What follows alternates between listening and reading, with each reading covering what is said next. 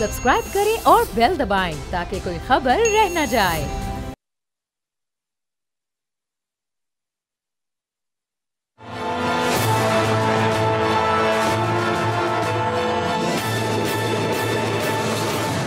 अस्सलाम वालेकुम, मैं बाब जहांगीर। आप देख रहे हैं प्रोग्राम तज्जिया। पाकिस्तान इस वक्त तवानाई के शदीद बहरान से गुजर रहा है। रियासत पाकिस्तान को मौशी मुश्किलात, सियासी अदम इस्तेहकाम और आवाम की नाराजगी का भी इस वक्त सामना है।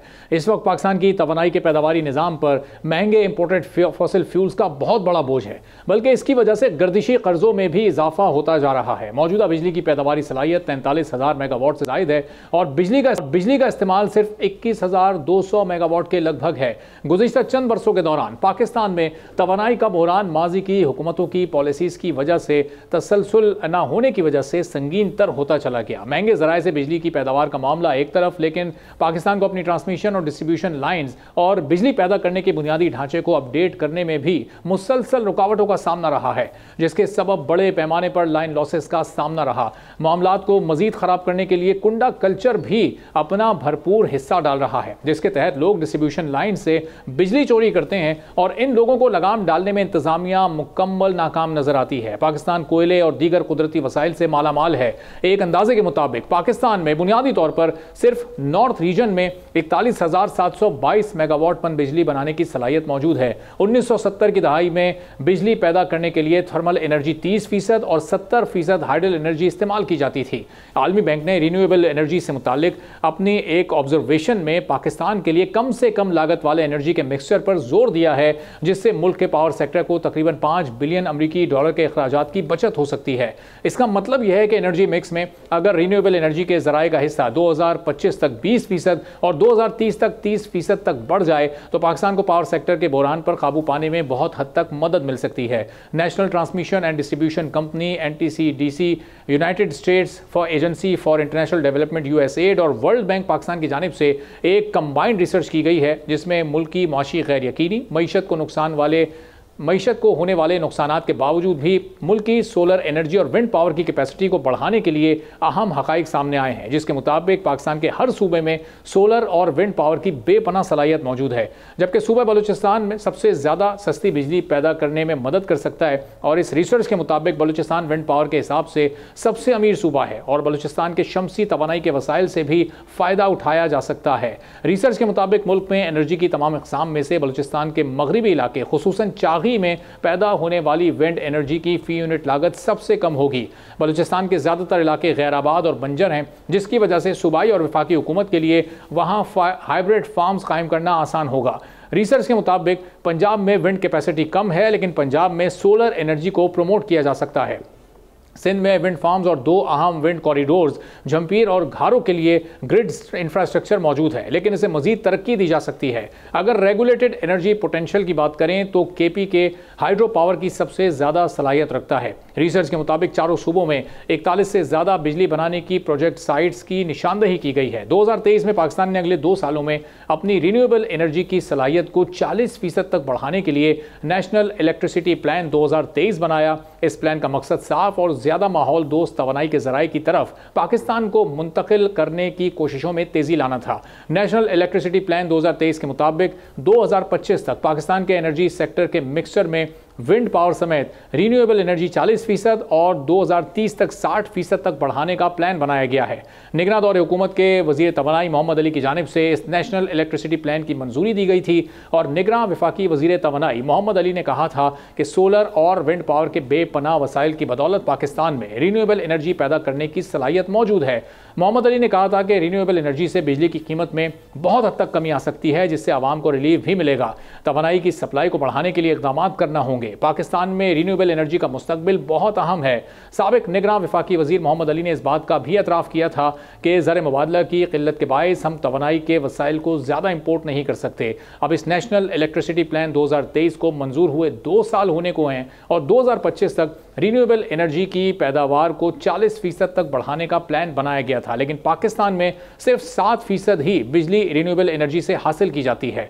2025 बहुत करीब है, लेकिन 33% हदफ भी अभी दूर नज़र आ रहा है जो हासिल होता भी नज़र नहीं आ रहा। निगरान वफाकी वज़ीर तवानाई मोहम्मद अली साहब आज मौजूदा वज़ीर आज़म शहबाज शरीफ के मोमिन खुसूसी बराए तवानाई हैं, बड़ी अहम पोस्ट पर हैं। क्या उनके लिए ये हदफ हासिल करना इतना आसान है जितना किताबों में हमें लिखा नज़र आता है? इस पूरी सूरत हाल पर हम बात, हमारे साथ मौजूद हैं अनिल मुमताज़ साहब, एनर्जी एक्सपर्ट हैं। तो अनिल साहब, हम देख रहे हैं कि बड़े बड़े प्लान बनाए गए, बहुत हद तक कोशिश भी माजी में की गई है, लेकिन उन प्लान्स पर अमली जामा पहनाने की जब बात आती है तो वो इतनी ताख़ीर का शिकार, उसमें इंटेंशन नज़र नहीं आ रही, उसमें कोई सीरियसनेस नज़र नहीं आ रही।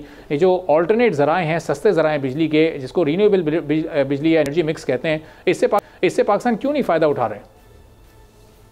अस्सलाम वालेकुम जनाब। इसकी बुनियादी वजह यह है कि जो प्लान बना रहे हैं, जो पॉलिसीज़ हैं, जो पॉलिसी बनाने वाले हैं ना, वो उनके अंदर नीयत अच्छी नहीं है। और जब ये आते हैं एक्सपर्ट्स की तरफ, पीछे आते हैं जब, क्योंकि ये पॉलिसी जो बना रहे होते हैं ना, तो ये फिर एक पूरा एक कंसोर्शियम बैठ के ये बनाता है।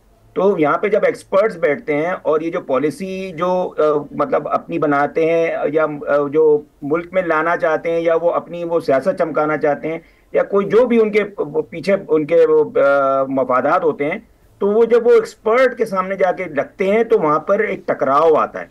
एक्सपर्ट बोलते हैं कि जनाब बिजली इस तरह नहीं बनती है जिस तरह आप आपको इस मुल्क के ऊपर थोपना चाह रहे हैं। तो वहां पे जब आता है तो ये इस वजह से डिले होना शुरू हो जाता है और वो अपनी चलाने की कोशिश करते हैं जो इसको लागू करवाना चाहते हैं। और एक्सपर्ट्स बोलते हैं कि जनाब ये इस तरह नहीं होती, कहानी इन दूसरे बिजली के, बिजली पावर नहीं है, बिजली एनर्जी नहीं है, बिजली बिजली है, ये इलेक्ट्रिसिटी, आपको उसको इलेक्ट्रिसिटी रहने दें। यहाँ पर आके बीच में ना तनाजा खड़ा होता है और फिर ये डिलेज का शिकार होता है। फिर आप देखते हैं इसमें तजादात आते हैं, बहुत सारे इश्यूज आके, और ये जो है ना ये खिचड़ी बन जाती है बीच में। अभी आपने कहा कि रिन्यूएबल एनर्जी, मैं आपको, क्योंकि मैं हाथ से काम करने वाला हूं, ग्रिड पे भी रह चुका हूं, 16 साल का तजुर्बा है हाथ से काम करने का। सबसे सस्ती बिजली जो है वो है फर्नेस ऑयल की। आप हैरान होंगे ये बात सुन के, बोलेंगे यार ये तो अजीबोगरीब बात कर रहे हैं। जब मैंने ये बात ऑडिटर जनरल ऑफ पाकिस्तान के सामने करी तो उनके कान खड़े हो गए। फिर वो मुझको लेके गए मिनिस्ट्री ऑफ पेट्रोलियम के अंदर और वहां पे खड़ा कर दिया और वहां पे मुझसे सवाल करने लगे कि जनाब अब इनसे सवाल करो ये वाला। मैंने उनसे सवाल किए तो वो पहले तो ना मुझे इधर उधर से घेर रहे थे कि जनाब ये तो हम तो ये होते हैं, तो हम तो वो होते हैं। मैंने जब उनको साथ जो मैं ऑडिटर जनरल पाकिस्तान को जो मैंने अपनी सबमिशन दी थी और वहां पे वो लोग चौंक गए थे कि जनाब वाकई में तो बिजली तो इतनी सस्ती है, ये महंगी कैसे हो रही है। मैंने उससे वो जो मिनिस्ट्री का जो एडिशनल सेक्रेटरी था उसको जब मैंने बोला कि सर मुझे आप बताएंगे जो ग्राउंड पे हमारा तेल निकल रहा है इसकी इनिशियल कॉस्ट, पैदावारी लागत क्या है, तो वो बस वहां ठंडे हो गए और फिर उनका वो फोन बंद हो गया। अच्छा अनिल साहब, इस बात को आप बिल्कुल कंटिन्यू कीजिएगा, लेकिन यहाँ पर एक ज़िमनी सवाल बस ये जहन में आ रहा है कि ये जिन फ्यूल्स को इस्तेमाल करते हुए बिजली अभी पैदा की जा रही है उनमें आप बात कर रहे हैं, या फिर ये इसमें आपने विंड को भी और इसमें आपने थर्कोल को भी और इसमें सोलर को भी शामिल करके और फिर ये बयान दिया है बड़ी जिम्मेदारी के साथ कि फर्नेस ऑयल सबसे सस्ती। मैं बड़ी जिम्मेदारी के साथ बता रहा हूँ, सबसे जो सस्ती है इसमें कोई शक नहीं है कि वो पन बिजली घर है। ठीक है सर, पन बिजली घर के अंदर इन्होंने क्या किया कि जो डैम बनाए गए, जो डैम बनाने के जो एक्सपर्ट थे उनको इन्होंने ओवर रूल्ड किया।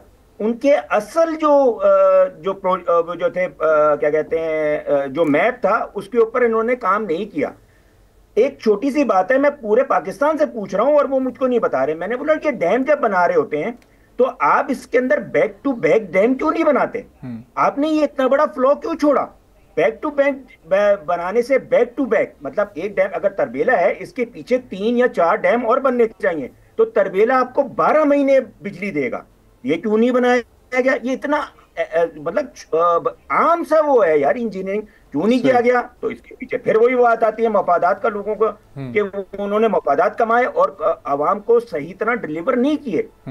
ये जो डैम जो जितने भी हैं ये सब नाकिस हैं। सही, ये 12 महीने आपको नहीं देते बिजली। क्यों है कि पीछे बैक टू बैक डैम नहीं बनाए इन्होंने। अच्छा, रिन्यूएबल के ऊपर फिर आते हैं कि ये फर्नेस ऑयल का कैसे हो गया। जब मैंने उनसे ये सवाल किया कि सर इसके ऊपर पैदावारी लागत क्यों है, आप हमारे वाले तेल को, हमारा पाकिस्तान में जो तेल निकलता है ये बहुत सफिशिएंट है। अच्छा, तेल की बहुत सारी किस्में होती हैं, ये फर्नेस ऑयल सबसे आखिरी है, ये समझ में। और आखिरी वो जो कचरा नहीं होती है, ये वो चीज होती है। और वो भी इतनी है कि वो हमारी जितने भी थर्मल प्लांट है उसके लिए सफिशिएंट है। क्योंकि मैंने सारा डाटा इकट्ठा किया, मैंने बोला कितना होना चाहिए, तो वो डाटा इकट्ठा किया तो पता चला वो तकरीबन 1 लाख बैरल या 1 लाख बैरल से कुछ ऊपर है, वही हमारे पास मौजूद है और वो चोरी हो रहा है।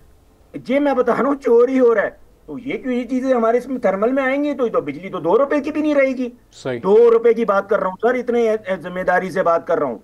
तो वो जो ऑडिटर जनरल ऑफ पाकिस्तान के जो कमर्शियल ऑडिट के जो करता दत्ता थे, डीजीवीजी थे, वो तो सबको खड़े हो गए कि बोलने लगे पहले हमें ये बताओ कि कैसे है। फिर उन्होंने गैस से मेरी वैल्यू निकलवाई, तो गैस की वैल्यू निकलवाई तो ये केले 7 रुपए की इस्तेमाल कर रहा था। फिर वो जब आ गए तो पता चला कि यहाँ पे तो कुछ और गेम हो रहा है।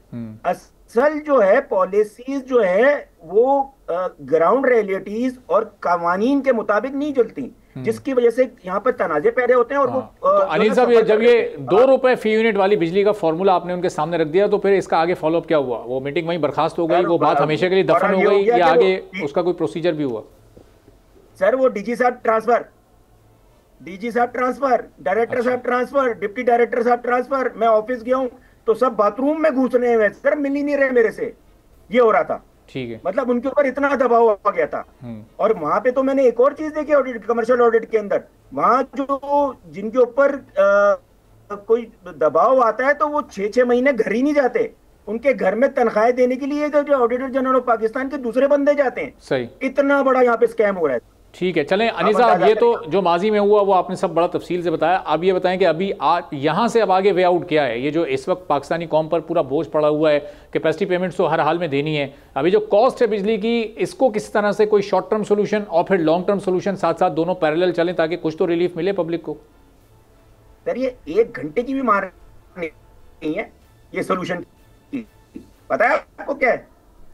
मैं आपको बोल रहा हूँ 1 घंटे की भी मार नहीं है। अच्छा, ये जो टैरिफ है ना, एकदम नीचे जमीन पे आ जाएगा, क्योंकि टैरिफ के फॉर्मूले के अंदर जो है ना फ्रॉड किया जा रहा है। टैरिफ के बड़े जिम्मेदारी से बोल रहा हूँ, ये केस बना हुआ है FIA के अंदर 24/2013, 3 दफा क्लोज किया गया है उसको। टैरिफ के अंदर इन्होंने फॉर्मूले के अंदर घपले कर रहे हैं। अच्छा। अब मैं बताऊं कैसे, आप पूछेंगे कैसे हो रहा है जी। अब मैं थोड़ी सी बात बताऊंगा। और कर कौन रहा है वो भी बताइएगा कि ये इशारा आपकी हुकूमत की तरफ है, जो मुतल्लिका इस वक्त बिजली की तकसीमकार कंपनीज हैं, ये उनकी तरफ है इशारा? सर ये हुकूमत को, मतलब ये रियासती सतह पे हो रहा है सर। अच्छा। ये रियासती सतह पे हो रहा है और वो जो IPPs हैं उसका फायदा उठा रही हैं और पूरे मुल्क को नुकसान पहुंचाया जा रहा है। ठीक है। अब मैं आपको बताता हूँ, यूनिफॉर्म टैरिफ आप लोगों ने सुना होगा लफ्ज, बिल्कुल, और सब ने उसको वर्दी और जूते और वो टिश्यू पेपर और ये समझ रहे हैं, जबकि वो ये चीज नहीं है। यूनिफॉर्म टैरिफ का मतलब है, आपको भी आप समझ आ गई होगी कि वो पूरे मुल्क में यकसा नाफिज किया गया है। ठीक है। अब ये मुझे बताएं कि इलेक्ट्रिक की बिजली 18 रुपए फी यूनिट की पड़ रही है उनको मिक्स करने के पर। अच्छा। ये और CPPAG जिसको लोग वापटा समझते हैं, उसकी बिजली 9 रुपए की आ रही है। कितने की आ रही है सर? 9 रुपए फी यूनिट। सारी कॉस्ट आप मिला के इस वक्त बता रहे हैं, जनरेशन कॉस्ट, उसकी मेंटेनेंस कॉस्ट, जितने जो कुछ खर्चे हैं प्लांट्स के, सब मिला के आप ये 18 रुपए और 9 रुपए का फिगर पैदावारी लागत बता रहा हूं मैं आपको। ठीक है, ठीक है। जनरेशन की पैदावारी लागत, मैं एडमिनिस्ट्रेटिव एक्सपेंसेस नहीं बता रहा। अच्छा। उसके अंदर और घपले हैं बहुत बड़े। अच्छा अच्छा। वो 18 रुपए की पैदावारी लागत जनरेशन की बता रहा हूँ, जनरेशन एंड पे बता रहा हूँ मैं आपको। ये अभी आप कल की जो 2 हेयरिंग हुई है, एक 29 तारीख को हुई है, एक 28 तारीख को हुई है। 28 को मेरे ख्याल से वो CPPAG की हुई है और 29 तारीख को के इलेक्ट्रिक की हुई है। तो उसमें उन्होंने 18 रुपए बताया के इलेक्ट्रिक ने, और CPPAG ने 9 रुपए फी यूनिट बताया है। अब ये 9 रुपए और 18 रुपए को मिला के इसकी मीन निकाल के पूरे पाकिस्तान पे क्यों नाफिज कर रहे हैं आप? पूरे मुल्क का क्यों बेड़ा गर्क कर रहे हैं आप? आपने उसको मतलब जो टोटल जो सकत है 3 करोड़ सार्फिन है तकरीबन पूरे पाकिस्तान के इलेक्ट्रिक के तकरीबन 35 लाख सार्फिन है। आप ये क्या कर रहे हैं भाई? आपने ये उनको जो 9 रुपए वाले को 18 रुपए के मीन लेके क्यों आप कर रहे हो काम उनके साथ? इतना बड़ा फ्रॉड क्यों किया जा रहा है भाई? यूनिफॉर्म आपके किस बात के खाते में? तो अनिल साहब बताइएगा कि जो फिर वजीर तवानाई हैं या वजीर मुमलिकत बराए तवानाई हैं या एडवाइजर जो हैं एनर्जी के, प्राइम मिनिस्टर के हों, वो मुख्तलिफ इदारों के हों, तो ये उन लोगों के पास ये रिसर्च, ये नॉलेज या ये प्लान्स मौजूद नहीं है क्या? सर वो अव्वल तो कोई भी हाथ से काम, अव्वल तो मुसीबत ये है कि कोई भी इलेक्ट्रिकल इंजीनियर नहीं है इनमें से। ये जो बनाए हुए एडवाइजर वगैरह, ये तो इलेक्ट्रिकल इंजीनियर है ही नहीं। इनको कहां से एडवाइजर बना दिया? इनको कहां से आप लोगों ने वो जो वजीर बना दिया इनको उठा के? अब एडवाइजर क्यों बनाते हैं? आपके पास पूरी की पूरी फौज मौजूद है जो यार ब्यूरोक्रेसी के अंदर, आप उसको क्यों नहीं आप क्या कहते हैं अटेंशन करते या उनको उनको लगाते कि भाई ये मुझे हमें बताएंगे। और अब नेपरा का चेयरमैन इलेक्ट्रिकल इंजीनियर तो है, लेकिन उसने हाथ से काम नहीं किया।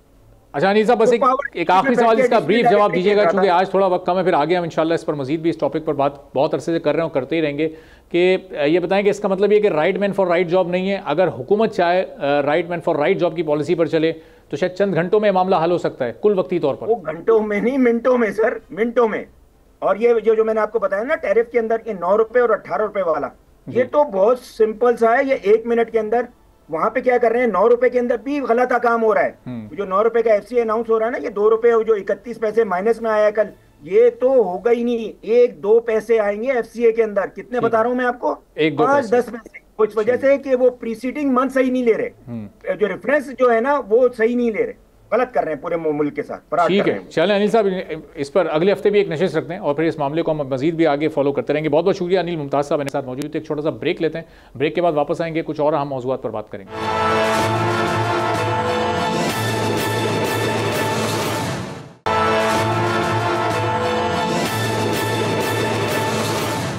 में खुशामदीद कहेंगे और अनिल मुमताज़ साहब ब्रेक से पहले हमारे साथ मौजूद थे। एनर्जी एक्सपर्ट हैं, बड़े बड़े इंकशाफात उन्होंने किए हैं, ख़ासतौर पर बिजली की कॉस्ट किस तरह से कम की जा सकती है, वो प्लान्स उनके पास मौजूद हैं।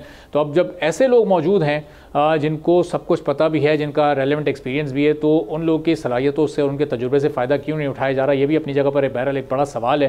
अब हमने देखा था कुछ दिनों पहले तक जमात इस्लामी धरना दिए हुए थी और उसका भी मुतालबा ये था कि बिजली की कीमत में कमी की जाए, और जो दीगर फिर मुतालबात थे वो कुछ 7 बुनियादी मुतालबात थे, और हर एक बुनियादी मुतालबा वो था जो कि हर पाकिस्तानी की ज़बान पर होता है, यानी तनख्वाहों में जो टैक्सेस की भरमार है उसको कम करें, महंगाई कम करें, और जो हुकूमती अखराजात हैं उनको कम किया जाए। लेकिन अब उस पर अमल दरामद कितना हुआ है, और अब जमात इस्लामी 1 सितंबर से दोबारा एक हक दो आवाम को के स्लोगन के साथ जब मैदान में उतरेगी तो वो क्यों उतर रही है? क्या हुकूमत काम करती उन्हें नज़र नहीं आ रही है, या जो एग्रीमेंट हुआ था उस पर अमल दरामद होता नज़र नहीं आ रहा? इस पर हम गुफ्तगू करेंगे। फरासत शाह साहब हमारे साथ मौजूद हैं, जमात इस्लामी के सीनियर रहनुमा है। फरासत साहब बहुत शुक्रिया सर, प्रोग्राम के लिए आपने वक्त निकाला। अब ये जो सबसे पहला नुकता आपका भी अपने 7 पॉइंट्स में था, बिजली की जो कीमत है, जो पैदावारी लागत है उसको कम करने वाला, कैपेसिटी पेमेंट्स ना भरने वाला, अब ये उस पर कोई काम आगे बढ़ा है, कोई सिलसिला आगे मीटिंग्स का चला है? अब कोई 20-22 दिन तो गुजर चुके हैं आप लोग के एग्रीमेंट को, और शायद इस दौरान एक मीटिंग भी नहीं हो सकी आप लोगों की हुकूमती टीम से, जो कि हफ्तावार होनी थी। मैं आपके सवाल का जवाब देता हूं, लेकिन क्योंकि आज जुमे का दिन है, रबीउल अव्वल की आमद है, और आपने मुझे एक बहुत खूबसूरत बात से जहाँ से इब्तिदा की ना, कि अभी आप किसी एक्सपर्ट से बात कर रहे थे, आपने कहा कि ऐसे ऐसे एक्सपर्ट्स हमारे पास मौजूद हैं जिनके पास ये तजावीज़ हैं, जिन्हें मालूम है कि इन बिजली के बिलों को कैसे कम किया जा सकता है, तो फिर हम उनसे फ़ायदा क्यों नहीं उठाते?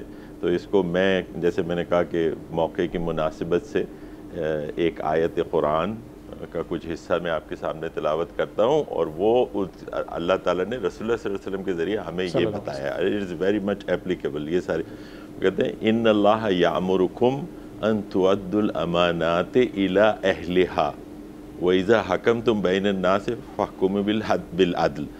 अल्लाह ताला कह रहा है कि जो अमानात हैं वो उसके अहल अफराद के सुपुर्द करो, और जब लोगों के दरमियान फ़ैसला करने लगो तो हक़ के साथ फ़ैसला किया करो। ठीक है, अब ये देखें इसकी एप्लीकेशन, जो बात आपने की थी ना कि कैसे अच्छे लोग, कैसे एक्सपर्ट्स हमारे पास मौजूद हैं, लेकिन हमारे यहाँ कोई मेरिट का ख्याल किए बगैर, किसी परफॉर्मेंस की तरफ तवज्जो दिए बगैर हमारे हुकूमती इदारे चलते हैं, और इसकी यही वजह है कि ये हुकूमती इदारे इन दी एंड इस हालत को पहुंच जाते हैं कि फिर हम इनको कौड़ियों के मोल बेचने के दर पे हो जाते हैं, जैसा कि आजकल हुकूमत उसके ऊपर आ गई। बिल्कुल ही नामुनासिब अंदाज से ये काम करेंगे, और इसमें एक और बड़ा नुकसान हो जाएगा। तो अल्लाह ताला के जो अहकाम है, जो रसूलुल्लाह सल्लल्लाहु अलैहि वसल्लम के ज़रिए हम तक मिले, उनमें बड़ी हिकमतें हैं। अगर हम उनको सिर्फ देख लें और उसकी प्रैक्टिकल सूरत जो है उसको हम अपने ज़िंदगियों में नाफिज करें, और इस्लाम को मस्जिद से बाहर भी ला के माशरे में अपने उसके अंदर भी उसको कार फरमा करें। अच्छा जनाब, अब आपकी दूसरी बात ये कि धरना हुआ, धरने के बाद मुज़ाकरात हुए, मुआहदा हो गया, और उनसे ज़ाहिर है कि कोई उम्मीद थी, उनके बड़े वज़रा ने आके मजमे के सामने ये मुआहदा किया, दस्तखत किए, 6-7 उसके मुतालबात लिखे हुए उसके अंदर हैं। 45 दिन का टोटल टाइम था, आधा टाइम गुजर गया है। आप की बात बिल्कुल ठीक है कि इसके ऊपर प्रोग्रेस जो है वो हमें कोई ऐसी सब्सटेंशियल प्रोग्रेस नज़र नहीं आ रही है। इसीलिए आपने देखा होगा कि 28 तारीख को एक मुल्कगीर हड़ताल शटर डाउन हुई थी और जो ओवरवेलमिंग रिस्पांस उस हड़ताल को मिला है, बहुत से लोगों ने कहा है कि हम उन्होंने अपनी सहाफ़ियों ने लिखा है कि उनकी सहाफ़ती ज़िंदगी के अंदर ऐसी मिसाल नहीं मिलती जिसमें इवन ये कि जो चैम्बर ऑफ कॉमर्स ऐसी हड़तालों की हिमायत का ऐलान करे, इसकी नज़ीर भी नहीं मिलती। तो कंप्लीट हड़ताल थी, वॉलंटियर थी। लोग, एक ज़माना था कि ज़बरदस्ती दुकानें बंद कराया करते थे, ये वो नहीं थी। ये लोगों ने खुद ही अपने तौर पे एक अपना रिस्पांस दिया है और इससे हुकूमत की आंखें खुल जानी चाहिए, तमाम इदारों की आंखें खुल जानी चाहिए।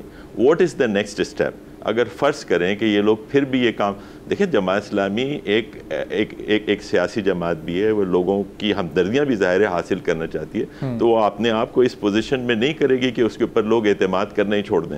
ज़ाहिर है कि एक मुआहदा किया है तो उसकी हिफाजत करना भी हमारा फ़र्ज़ है और उसको पाया तकमील तक पहुँचाना भी फ़र्ज़ है। और इसलिए इनको बिजली, जो पहला मुतालबा आपने कहा ना कि बिजली के बिलों में इसके निर्ख कम करने पड़ेंगे, ये 14 रुपये की जो लीपा पोती है पंजाब में कर दिया या करती, इससे काम नहीं चलेगा। ये पूरे मुल्क के लिए जितनी लागत बिजली की आती है उसके हिसाब से आपको करना पड़ेगा। तो मैं तो इसको रिलीफ भी नहीं कहता, मैं तो कहता हूँ ये तो हक है, जितना आपका हक है उतने पैसे ले लें आप। ये जो हर तरह के टैक्स, आपके एक्सपर्ट ने बड़ी अच्छी तरह एक्सप्लेन किया होगा या मुझसे पहले कि क्या इसके अंदर क्या क्या चीज़ें उन्होंने शामिल कर दी है, ये क्या जुल्म है, ये इसका कोई इंसाफ से कोई ताल्लुक़ नहीं है। तो लोग जो है फिर निकलेंगे। अब आप ये देखिए कि ये तो हो गई एक हड़ताल ना, इसके बाद का जो स्टेप होगा which I can imagine कि अच्छा फराज साहब, इससे पहले आप अगले स्टेप पर जाएं, उस पर आप बिल्कुल वजाहत से बयान कीजिएगा, लेकिन मौके की मुनासबत से ये जो मुआहदे की रूह गर्दानी होती है, अगर एक फरीक उसको नहीं पूरा करता, चूँकि अभी एक आयत की आपने तिलावत की थी और बड़ा खूबसूरत उसका तर्जुमा भी बयान फरमाया था, तो ये एक इस पर भी ज़रा शरई अहकामात क्या है मुआहदे की रूह गर्दानी से मुतालिक, वो भी बता दीजिएगा ताकि शायद ये हुकूमत के कानों तक, जो लोग आपसे मुलाकात के लिए आते, शायद उनके कानों तक ये बात पहुँचे। कानों तक तो बहुत देर से पहुंच ही रही है आवाज़, लेकिन कान उसको सुनने पर तैयार नहीं होते जब तक कि इस आवाज़ को और तल्ख ना कर दिया जाए। और देखें ये अहकाम ये किसको नहीं मालूम थी, ये तो बच्चे को हम बचपने में जो स्कूल में पढ़ते थे उसके अंदर बताया जाता था कि वादा खिलाफ़ी जो है कितना माशरती तौर पर एक समाजी कितनी गलत बात है। ये तो ये कुरान के अहकाम को तो आप ज़ाहिर है कि उसका तो एक बहुत बड़ी हैसियत है, उसको तो ज़ाहिर है कि उतना ही मकाम देना चाहिए, लेकिन नज़र नहीं आ रहा। जैसे मैंने कहा ना कि हुकूमत की सतह पे अगर ये होगा तो फिर आप आवाम से क्या तवक्को करते हैं। भी अगर इसी के साथ में इस बात को जोड़ दूं, जो मैं एक चीज़ सोच रहा था, 70s के अंदर एक मूवमेंट चली थी और उस मूवमेंट के अंदर किसी शुरू में कुछ इसी तरह जलसे जुलूस हुए, उसके बाद उन्होंने कहा कि जी हम पहिया जाम हड़ताल करेंगे। कैन यू इमेजिन कि पहिया जाम हड़ताल के अंदर अब क्या इसके बाद का स्टेप, तो शटर डाउन थी ना, इसके बाद अगर पहिया जाम का ऐलान कर दिया तो उसका मतलब होता है फिर अभी तो ताजिरान और ये लोग खाली इन्वॉल्व थे ना, उसके बाद आम आदमी इन्वॉल्व हो जाएगा। जो भी हम में से हर कोई किसी ना किसी तरीके से पहिए का इस्तेमाल कर रहा है, गाड़ी चला रहा है, मोटरसाइकिल चला रहा है, फैक्ट्रीज के अंदर काम कर रहा है, व्हील इज रनिंग, तो उसको रोकना, हवाई जहाज, ट्रेन कि इमेजिन करें कि बिल्कुल स्टैंड स्टिल पे आ जाएगा, उसकी जो रिपरकशंस होगी और फिर उसके बाद वो किस तरफ चली जाती है, सारी आवाम इसके अंदर इन्वॉल्व हो जाएगी। ये इनको देखना चाहिए, इसीलिए स्टेप बाय स्टेप हम अब इस प्रेशर को बढ़ा रहे हैं। इनको मान लेना चाहिए इस बात को, इसके बगैर चारा नहीं है इनके पास।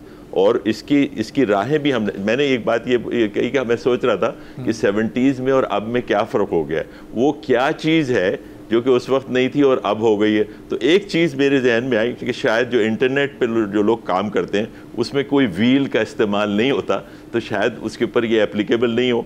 लेकिन फिर दूसरी लम्हे ये ख्याल आया कि इंटरनेट को तो वैसे ही बंद कर रहे हैं, ये लोग खुद ही बंद कर रहे हैं, तो हमको उसमें वो करने की ज़रूरत ही नहीं है।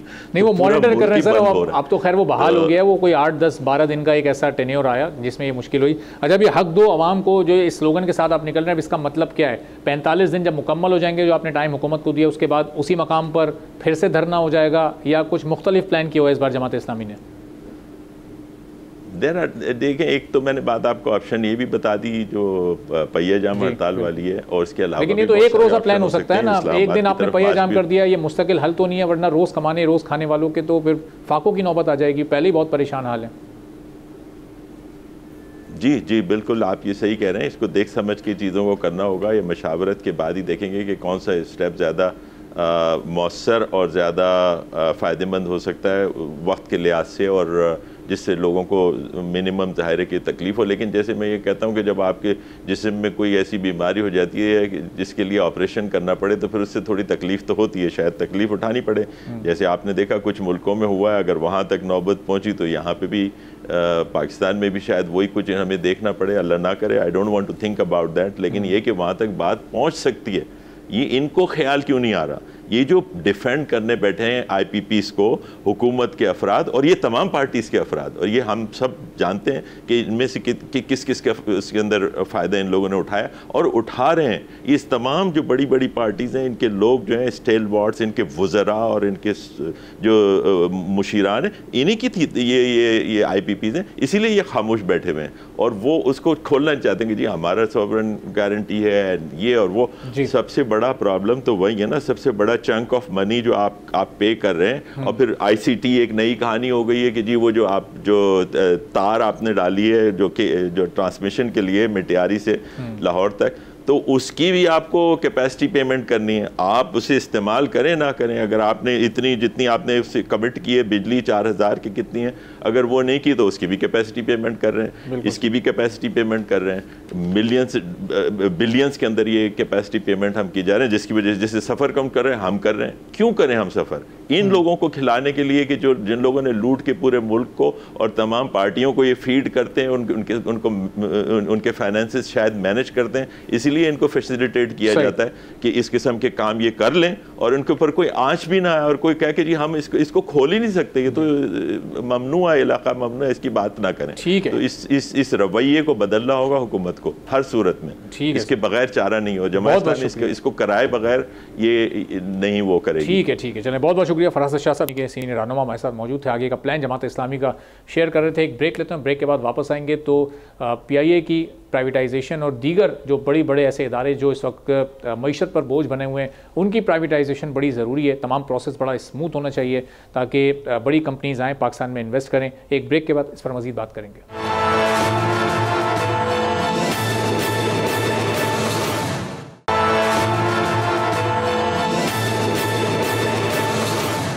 एक बार फिर प्रोग्राम में आपको खुशामदीद कहेंगे और पाकिस्तान की इकॉनमी पर इस वक्त चंद ऐसे इदारों का बोझ है जो कि मुस्तकिल बुनियादों पर अरबों रुपए के खसारे में। PIA की हम बात करें तो यौमिया 43 करोड़ रुपए इस वक्त PIA को खसारा हो रहा है और अब उसकी प्राइवेटाइजेशन की बातें की जा रही हैं और उसके बाद फिर एक एक करके दीगर इदारों की बारी भी आनी है।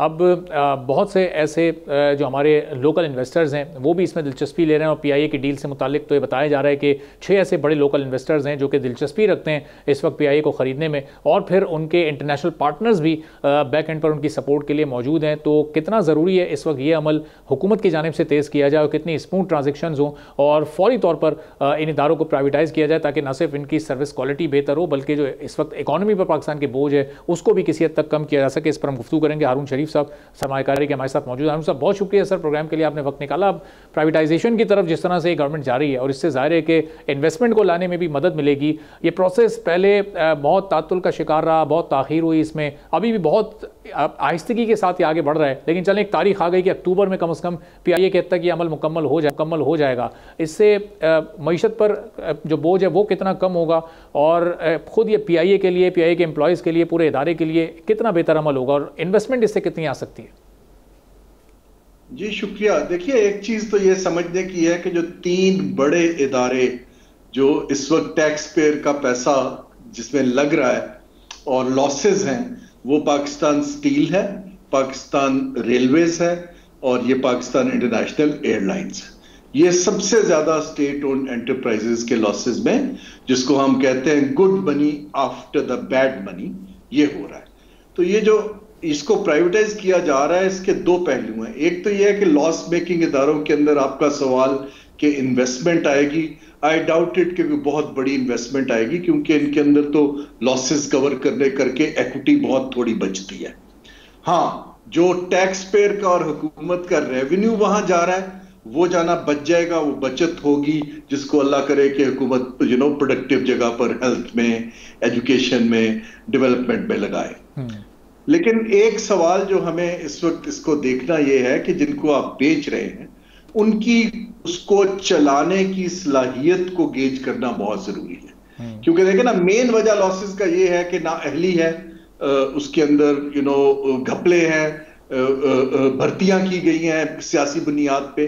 तो जो लोग चला रहे हैं उनके पास कोई तगड़ा टेक्निकल तजुर्बा होना चाहिए, वरना खुदा ना खास्ता अगर सिर्फ आपने किसी पार्टी को बेच दिया जिनको ये एयरलाइन का बिजनेस ना आता हो तो फिर उसके ऊपर सवालिया निशान उठ सकते हैं। लेकिन पाकिस्तान को एक ट्रांजैक्शन करके दिखानी है। हमने पिछले 20-25 साल से एक भी चीज हम नहीं बेच पाए एहसन तरीके से। तो मैं उम्मीद करता हूं कि ये ट्रांजैक्शन प्रोफेशनली, ट्रांसपेरेंट तरीके से और सही बायर के पास हो जाए तो इन्वेस्टर्स का कुछ एतमाद बहाल होना शुरू। ठीक है। और इसमें हारून साहब, जाहिर है कि अगर कोई बायर इंटरनेशनल हो तो वो तो एक बहुत ही आइडियल सिचुएशन हो सकती है, लेकिन लोकल इन्वेस्टर जब इसमें दिलचस्पी ले रहे हैं और उनका एतमाद, जाहिर है उनकी दिलचस्पी उनके एतमाद को जाहिर कर रही है, तो ये इस वक्त मुल्क की इकॉनमी के लिए कितनी बेहतर और अच्छी खबर है। और फिर क्या इसको अगर हम SIFC से कनेक्ट करें थोड़ा सा, तो क्या उनका दायरे कार भी लोकल इन्वेस्टर तक आना चाहिए और उनको मौके मिलने चाहिए कि SIFC भी उनको ज़रा उसमें अपना रोल अदा करे और प्रमोट करे उनको? जी, हमारा जो एक ऑब्सेशन है फॉरेन इन्वेस्टर्स से, हमें उसको कुछ तोड़ना है। क्योंकि फॉरेन इन्वेस्टर ऐसी इकोनॉमीज में नहीं जाते जहां पर आपके अपने इन्वेस्टर इन्वेस्ट ना कर रहे हो। हमें अपने इन्वेस्टर को इंसेंटिवाइज करना है इस तरह कि वो इंटरनेशनल इन्वेस्टर्स के साथ जॉइंट वेंचर्स करें। उससे टेक्नोलॉजी ट्रांसफर भी होती है, समझबूझ भी आती है। और आजकल जो पाकिस्तान के अनफॉर्चुनेटली थोड़े सिक्योरिटी के हालात टाइट हैं, तो बाहर के लोग को तसल्ली होगी कि लोकल कोई मजबूत पार्टी हमारा इन्वेस्टमेंट को मैनेज कर रही है। तो पहली तो बात यह है कि जो एग्जिस्टिंग इन्वेस्टर उसको खुश रखें, जो करंट लोग देख रहे हैं अपॉर्चुनिटीज उनके लिए इंसेंटिव्स क्रिएट करें। यहां पर SIFC आती है कि उनको मैक्सिमम फैसिलिटेशन करें। SIFC को जो है स्पीड अप करना है ब्यूरोक्रेसी के अंदर, परमिशंस को, लाइसेंसेस को, NOCs को, वीजास को, ताकि लोग कंफर्टेबल फील करें कि एक विंडो में उनका काम हो रहा है। SIFC को ये G2G डील्स मेरे हिसाब से नहीं बनानी चाहिए, क्योंकि कारोबार अगर इकोनॉमी को रिवाइव करना है तो वो मार्केट बेस्ड रिवाइवल आएगा। जब आप सरकार की कंपनियां बनाते हैं या डील्स करते हैं तो गवर्नमेंट को लिक्विडिटी मिलती है, लेकिन मार्केट डेवलप नहीं हो पाती कंपेटिटिव ग्राउंड्स पे। सही। और हम सब ये ज़ाहिर प्राइवेटाइजेशन के साथ जो एक परसेप्शन जुड़ा हुआ है कि इंटरनेशनल इन्वेस्टर आएगा तो ही एक अच्छी डील हो सकती है या तो ही मुल्क के लिए, इदारों के लिए कोई बेहतरी हो सकती है, तो लोकल इन्वेस्टर्स पर भी ज़ाहिर इन्हिसार करना पड़ेगा। जिस तरह से लोकल इन्वेस्टर्स अपनी इसमें दिलचस्पी दिखा रहे हैं, तो ये भी एक हौसला अफजा बात है इस वक्त। जी, ये पॉजिटिव चीज है। और इंटरनेशनल इन्वेस्टर्स अगेन हमें नहीं उसको पुश करना चाहिए, आ जाए बहुत अच्छा है, लेकिन हमें इंटरनेशनल तजर्बा और टेक्निकल पार्टनरशिप्स चाहिए। देखिए, इस वक्त पाकिस्तानी इन्वेस्टर्स बहुत देर से इकोनॉमी एक्सपैंड नहीं कर रही है।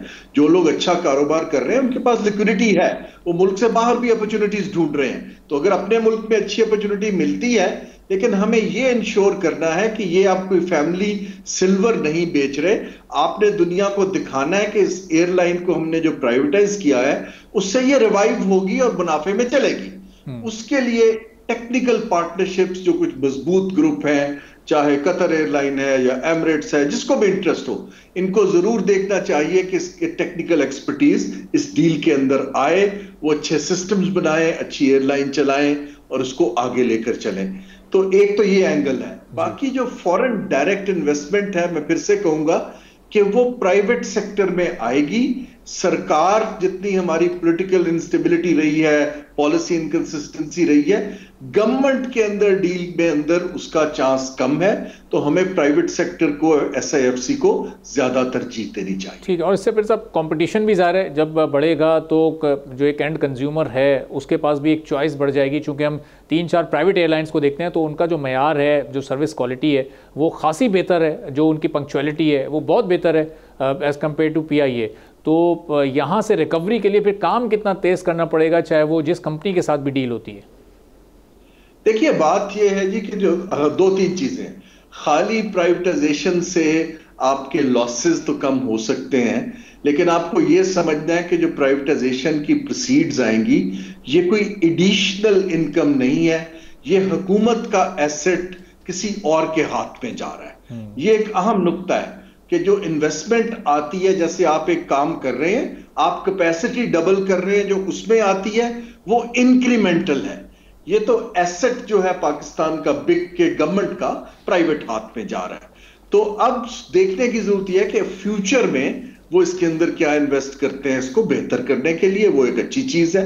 देखिए सरकार को तो ये फैसला करना है बड़ा क्लियर, आपको कितना एविडेंस चाहिए कि गवर्नमेंट को कमर्शियल एंटिटीज को नहीं चलाना चाहिए। अब उसको चाहे आप प्राइवेटाइज करें, चाहे आप मैनेजमेंट टेक ओवर्स करें, चाहे आप मर्ज करें, लेकिन ये प्रोफेशनल्स को दें। अभी जो हमारा प्राइवेटाइजेशन कमीशन है उसके अंदर कैपेबिलिटी लिमिटेड है, क्योंकि उसको हमने वजारत बना दिया है। ये टेक्निकली कानून में एक इंडिपेंडेंट इदारा था जिसका चेयरमैन होता है, क्योंकि हमने वजीर लगाने थे तो हमने इनको वजारत बना दिया, बोर्ड ऑफ इन्वेस्टमेंट को भी वजारत बना दिया। हमें चाहिए कि के लिए स्पेस क्रिएट करें, उससे मार्केट का एतबार बढ़ेगा। सही, और इसीलिए सर देखिए हम आपको भी साबिक वजीर ही कह रहे हैं, और चूंकि आप उसके चेयरमैन रहे तो आप भी वजीर ही बन गए फिर। जी, क्योंकि आपने उसको वजारत का हिस्सा बना दिया सिस्टम में, और वहां एक फेडरल सेक्रेटरी लगा दिया। ये जो इदारे हैं इनको चेयरमैन जो होता है वो एक टेक्नोक्रेट होता है, उसको पूरी सपोर्ट मिलती है, और प्राइम मिनिस्टर डायरेक्टली विजिबली पीछे होते हैं, फिर इन्वेस्टर्स का एतमाद बढ़ता है। अगर वो एस्टेब्लिशमेंट डिवीजन के थ्रू जा रहा है, वही ब्रोकरेट से डील कर रहा है जो उसकी जबान नहीं बोलते, फिर लोग सवाल करते हैं कि इस इदारे को बनाने की क्या जरूरत थी।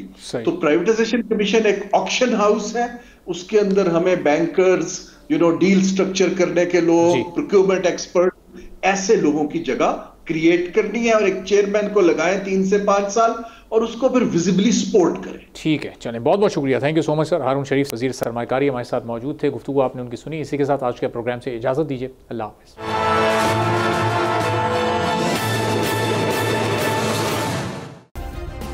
सब्सक्राइब करें और बेल दबाएं ताकि कोई खबर रह न जाए।